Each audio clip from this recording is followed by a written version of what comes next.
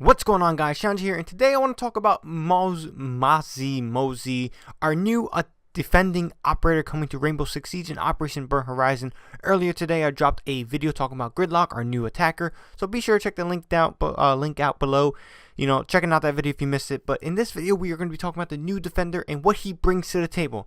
Now, surprisingly, unlike Gridlock, I am not going to be talking about MOZZIE's gadget too much. I talked about Gridlock's gadget a lot, but in this one, MOZZIE's gadget I'm not really going to talk about because one, I didn't really capture too much footage, and two, it's pretty self-explanatory. You shoot something out, similar to like mute. It jumps on a drone and you have that drone for yourself. Nothing too crazy, nothing too overpowered. You get 3 of these, and yeah, that's pretty much it. It's a gadget. I think it's gonna serve itself when time comes. But yeah, MOZZIE's biggest things is basically what he offers to the defensive side when it comes to his weaponry. The Commando 9 and his P10 primary weapons are 2 of the most powerful guns I've seen in Rainbow Six Siege on the defensive side. Now, these are perfectly balanced when it comes to the fact that they're not hard hitting when it comes to damage output per round, but they are seriously something I cannot wait to dive into in a game that's all about headshots. The Commando 9 and P10 looking like a very strong addition to the weaponry and arsenal of the R6 team.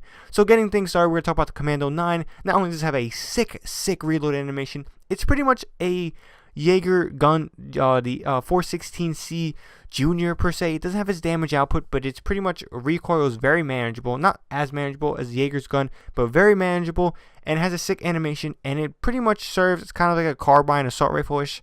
So it does pack a little bit of a punch. Again, not as much as Jaeger's weapon, but it does pack a punch nonetheless. I pretty much rocked reflex sight or holographic, whatever, with a, I couldn't really, decide at certain points. It kind of was like, compensator, muzzle brake. I pretty much, you got to test it out, see what serves you when it comes to attachments, because again, attachments serve everybody differently, and the reload in this gun is pretty much a highlight.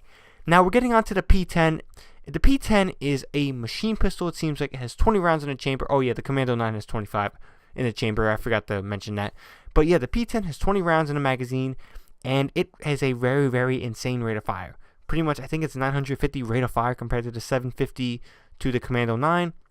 Could be a little mistaken with that one, but it could be 800, 750. I'm not sure. I think it's 750, but it's 950 for the P10. And man, oh man, does this gun shred through its opponents. And again, I didn't get too much. Everything you're seeing here is tested with me being in a custom game as well as me using a controller. When I say the recoil is very manageable on the controller, you already know what's going to happen on mouse and keyboard on PC. Those things are going to be very controllable. And the P10 has 0 recoil per se. You're seeing here in the clip, there's a few times you see me just not hold down the trigger shooting against the wall, and it's not too much. And then when I try to overcompensate, you see me trying to compensate for the recoil, and sometimes I overcompensate. Is that it's such a weird thing where like it has no recoil. It really has no recoil. And the attachments I was running was the sick new holographic that comes with this gun, and an extended barrel along with a vertical grip. The extended barrel, it increases range upon the weaponry, and I was using it on the P10, and it didn't really affect my recoil at all, and it's pretty much an attachment I'm going to be using. So yeah, it was pretty surprising. I was like, yo, this gun is disgusting. So when it comes to what weaponry I will choose, when it comes to going into ranked, going into matches, I'm kind of on the fence. These guns both serve their own purpose, and they're really effective at what they do. Now, last but not least, this operator is a 2 speed, 2 armor, so he won't be moving as fast as Jaeger, but again, I think he'll be serving a very high fragging role when it comes to the fact that he has very good weaponry to use against the opposing team. And last but not least, he again has a pistol and a secondary shotgun that has 3 rounds in it. Again, similar to Gridlock, this shotgun is very good for vertical gameplay. When it comes to being a defender, you kind of don't want to open up vertical gameplay spots because again, that could be a little risky, especially depending on where you're doing it. When it comes to rotation holes, this gun will pretty much make a good rotation hole that you can vault over within 3 shots if you do it accurately.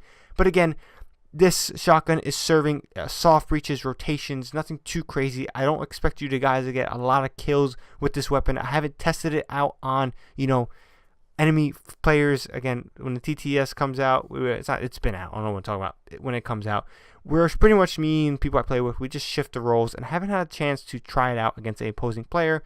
But when I do, I will definitely, answer my feedback of what I think of it. But again, my personal feedback, I don't think you should probably be running around shooting people with this. I think you should be using it to create rotation holes, as well as just a backup, destroying drones as backup when you run out of ammo with one of these guns. But that's all I got for this video right now. Again, if you guys missed my gridlock video talking about the new attacker coming to Siege, check that out in the link below in the description.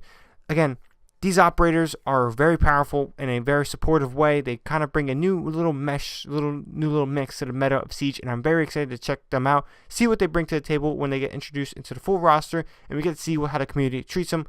But again, that's all I got for this one. Hope you guys enjoy. Stay tuned for a video talking about the map, the Outback map coming out. Not coming out. That is on the technical testers. I gotta fix the way I talk sometimes. I don't know.